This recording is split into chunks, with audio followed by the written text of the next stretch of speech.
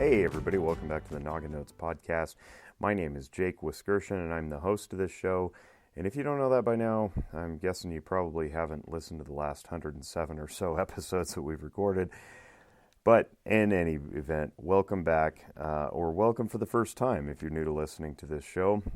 Noggin Notes aims to educate and enrich your noggin on matters of mental health and wellness through all aspects.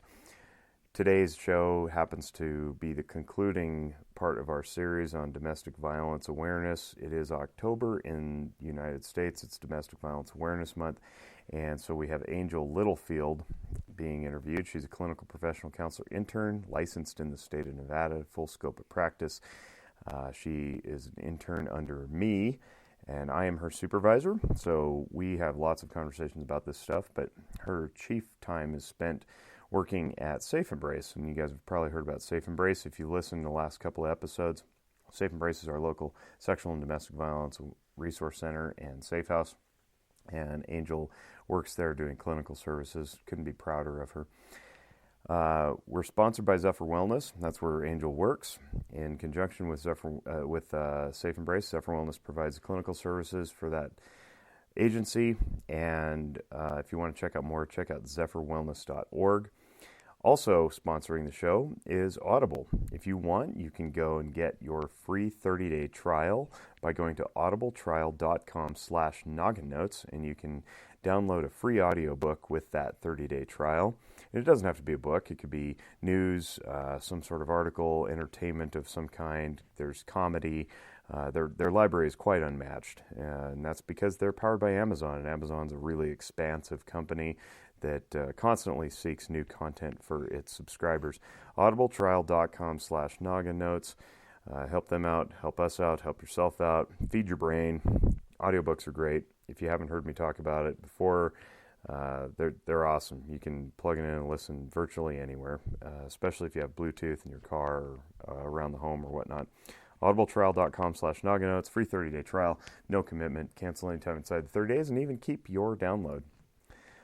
That all being said, if you want to reach out to us, you got some feedback about the show or topics you want us to cover, email info@nogginnotes.com or info@zephyrwellness.org. We'll be happy to respond or even get your topic covered on the show. So thank you again for accessing our content, downloading it. Please share it with others. This is why we do that. What we do is we want to just spread the wealth. So if you can spread it as well, that means other people are educating and enriching their noggins. Without further delay, here is my interview with Angel Littlefield. I hope you enjoy it. So today we're concluding our domestic violence series for Domestic Violence Awareness Month, and I'm talking with Angel Littlefield. Hello. Hello. And Angel is, if you probably heard in the intro, she works at Safe Embrace, which is a partner with us. We've interviewed John Malcolm from Safe Embrace before, and they're our local, or at least local to the Truckee Meadows Sexual and Domestic Violence Resource Center and Safe House.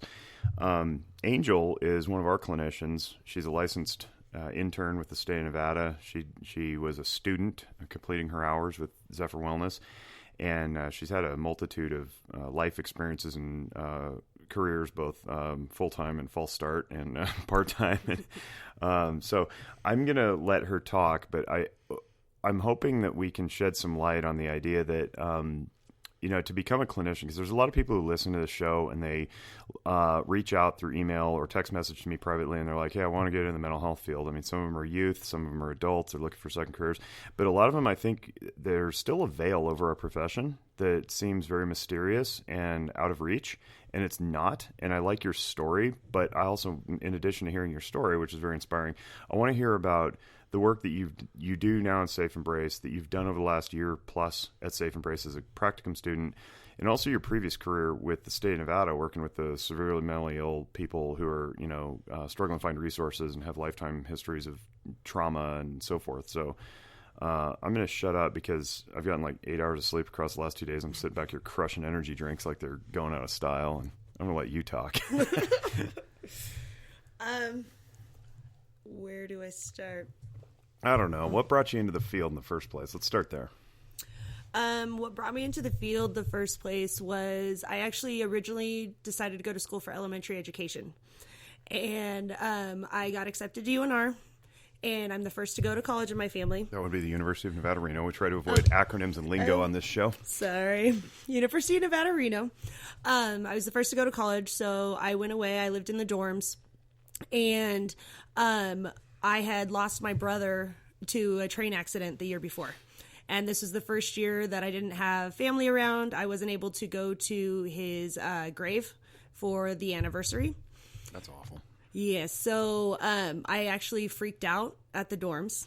And the resident director of the dorms basically said, hey, I'm going to take you down to the counseling department because I want you to talk to somebody.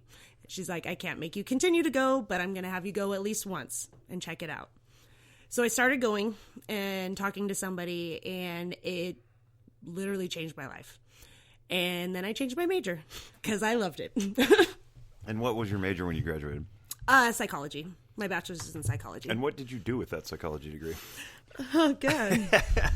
Well, I bartended. That's what a lot of psychology undergrads end up doing, or being a barista, maybe. Yes.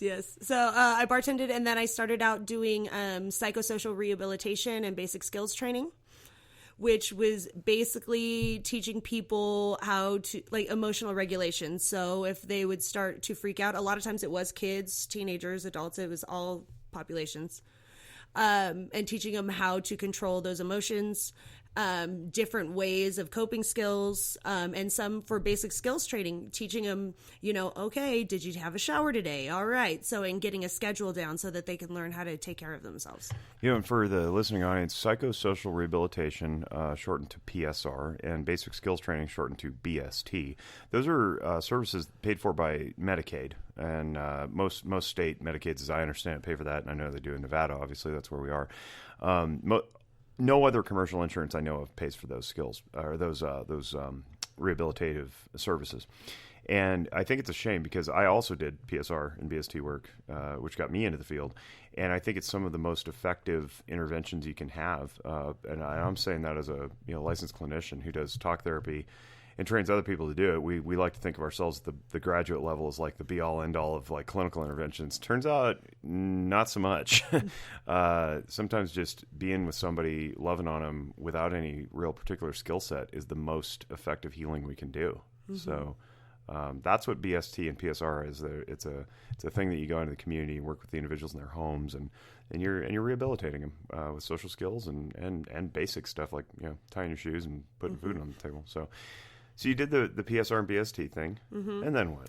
And then I started getting into case management.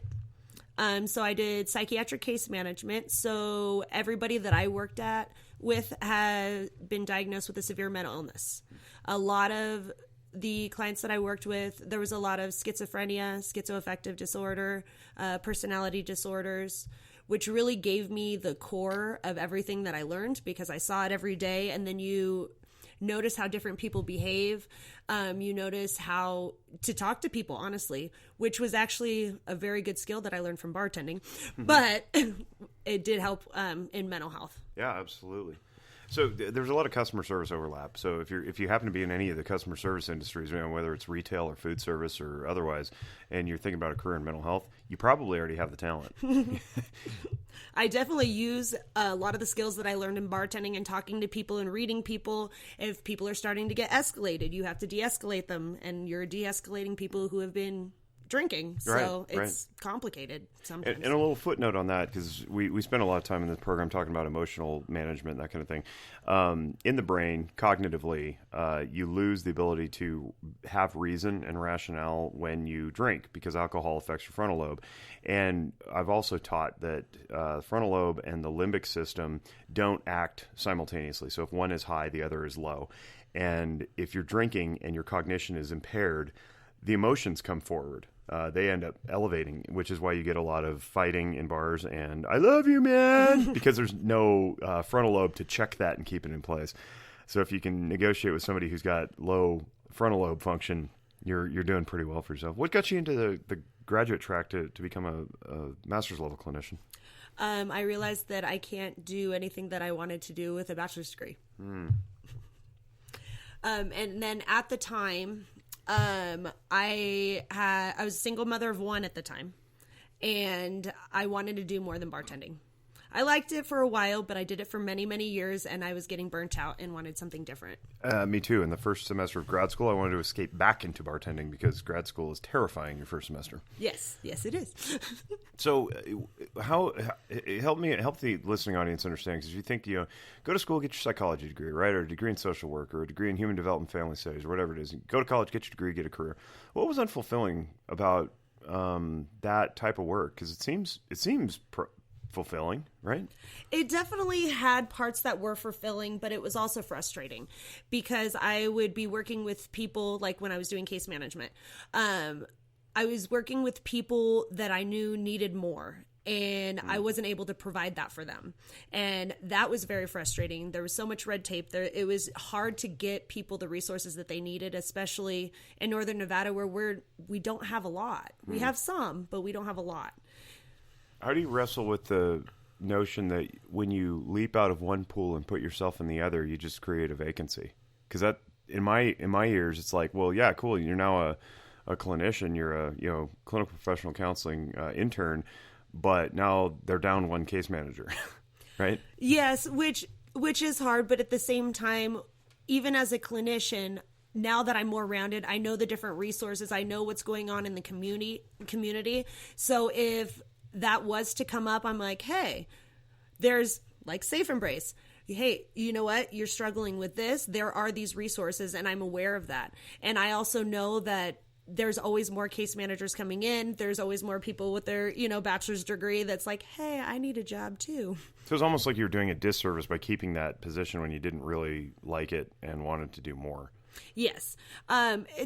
I wouldn't say so much that I didn't like it. I loved working with my clients, but I felt that I could be more beneficial doing more. Right. And samesies, right? So like we founded this company, which when you run a company, you invariably take yourself out of the face-to-face chats because you have to run the company. Mm-hmm. But in opening the company, you get to employ 20 people instead of just yourself. Mm-hmm. So it multiplies, which is cool. And it sounds like what you're doing, you're going to start moving up the ladder a little bit, because I could see you reasonably getting into management and teaching other people how to do it too, because you're very good at that.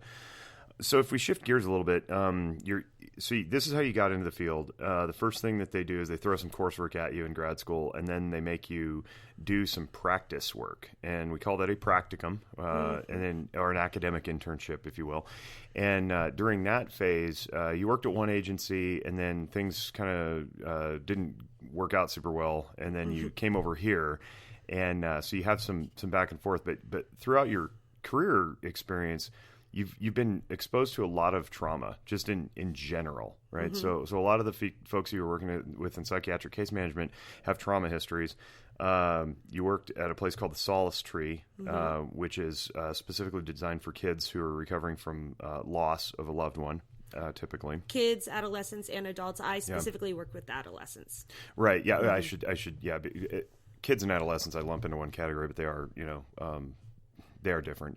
And then now you're at Safe Embrace, and Safe Embrace, being a domestic and sexual violence resource group, deals with people with trauma. So talk to me a little bit about that, how you conceptualize it, how this stuff interweaves, and take me through your practicum experience, because I want the audience to know that, because again, I want them to be inspired to go chase down a career in this field if they want to, because I'm all about growing the profession, and I want them to understand what the pathway is, and then not to be afraid of it, even though yours was particularly challenging. Yes, it was. You did land on your feet, though. I did. Well, the way, especially that I look at trauma, is everybody has trauma. Different degrees of trauma, but everybody has trauma. Excellent. And so, with that being said, with my own traumas and complications of going, through different places and trying to figure out this field with not knowing this field, and then becoming a single mother of two, and then still trying to do it, it's easy to relate to. Originally, when I started at Safe Embrace, and you're working with people, and it can be challenging in the aspect of, I'm hearing such horrible stories, and these are people's life experiences. But when you see them get that first light of strength and they see it in themselves, it just makes everything worth it. And it's so much fun, and it's a great dynamic. Everybody that works there cares so much about each person that walks through the doors. and